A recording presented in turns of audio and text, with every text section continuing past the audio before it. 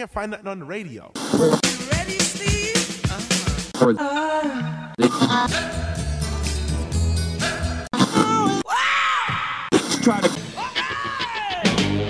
Welcome to Songology. He's Bruce. He's Richard. And this is another episode from our Song of the Day archives. Enjoy. Welcome to Song of the Day, and with our lovely singing voices here, I'd say, just remind you, I'm Richard. And I'm Bruce. And or at least this is what's left of us. This is the destroyed remains of us as we have been battling this bug that seems to be going across the countryside here. But we will save the country by not singing a duet. Instead, we sound even worse than we ordinarily would. As hard as that is to believe. Yes, rather than sending our 17 loyal listeners screaming from the radio, we will not sing, but rather, my understanding that this is a special week from people from a certain small island. Well, it's not that small. This is your U2 free Irish week. U2 free Irish week. Okay. And it's not that I have anything against U2, but we've already done U2 on Song of the Day a while back, and I like to not repeat myself too much if I can.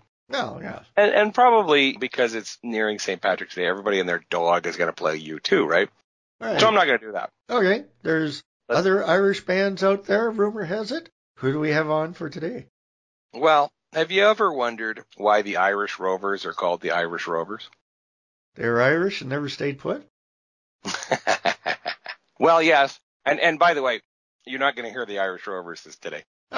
This week? But you know what? No. No. Actually, I toyed with that. I did. I really did. But I thought, no. Everybody and their dog is going to be playing them. It's probably going to be playing the Irish Rovers, right? Yep. And so I'm going to give you the Irish Descendants. Oh, okay. Who are not, in fact, an Irish band. They're a Newfie band. So this is your Irish-Canadian content. How's that? Okay. But the Irish Descendants, as I say, are a Newfie band that was formed in the late 80s. It's, again, sort of one of those situations where musicians come and go. It really is formed around a guitarist and singer by the name of Con O'Brien. And it's been put together for different other bands. And so people come and go and so forth. But they've had quite a number of records in their various combinations. And they've done reasonably well for themselves. In fact, so well that during the Newfoundland Centennial, they were asked to play for the Queen. Oh. So they're good enough for that. Yeah. Good enough for the Queen, I guess they should be good enough for us.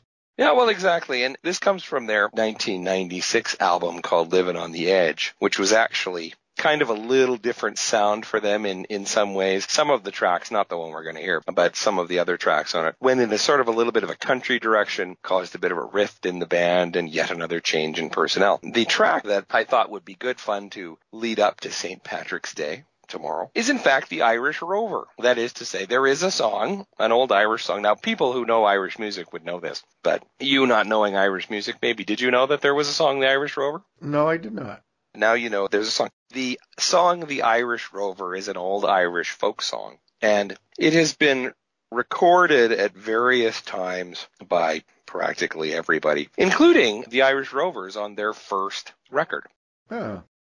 I wasn't quite sure whether the Irish Rovers counted as Canadian content because they're all from Ireland. Right. And I thought, well, if I got a chance for Canadian content, why not, right? Yep. I'll bring in the Newfies. I guess they count. Yeah, well, of course they do, right?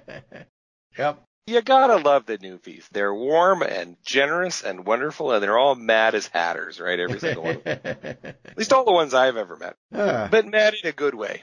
Anyway. You see, I'm the one that gets the email, not you. So. Yeah.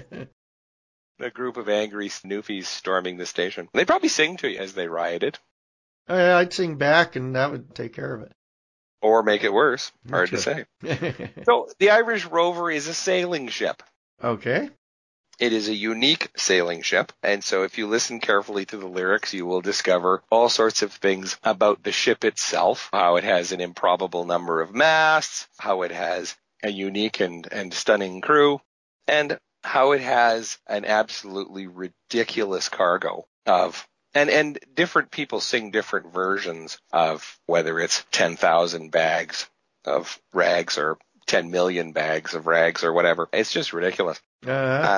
But it's great fun, right? And so this ship which barrels along through the ocean doing its thing. Of course, they have the terrible misfortune with this mighty ship and its amazing crew and its amazing cargo and so forth. They have the terrible misfortune and the crew is killed through an outbreak, which, depending on which version is sung, is sometimes is measles and sometimes is something else. And eventually, only the singer and the captain's dog are left alive to pilot the ship. And in a terrible mishap, the ship hits a rock and, spins around and is nearly tipped over completely. And the poor old captain's dog meets an untimely end, which leaves the singer as the last of the Irish rovers, which conveniently means that he's the only one left to tell the tale. And there's no one to challenge how ridiculous it is. Yes.